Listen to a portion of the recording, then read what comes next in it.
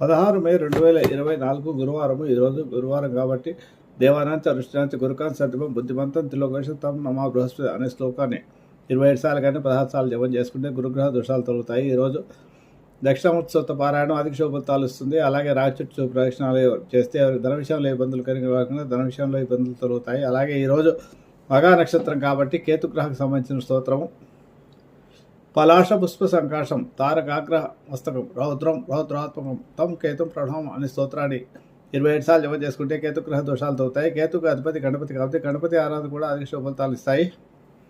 ఎవరికైనా ఏదైనా సమస్య ఉంటే ఈరోజు గురువారం రోజు 5 గురువారాలు కనుక శివాలయంలో శివునికి అభిషేకం చేసుకుంటే 5వ గురువారం ఈ సమస్యకు పరిష్కారం లభిస్తుంది. అలాగే వీసా కానీ వివాహం కానీ విదేశీ యానం కానీ అధిక ఉద్యోగం కానీ ఏ విషయంలో ఇబ్బంది కలిగినా కూడా ఈ 5 గురువారాలు అభిషేకం చేయించండి. 5వ గురువారం మీకు ఈ సమస్యకు పరిష్కారం లభిస్తుంది. ఈ 5 మొదటి గురువారంలో సంకల్పం చెప్పుకొని విఘ్నేశ్వరుడికి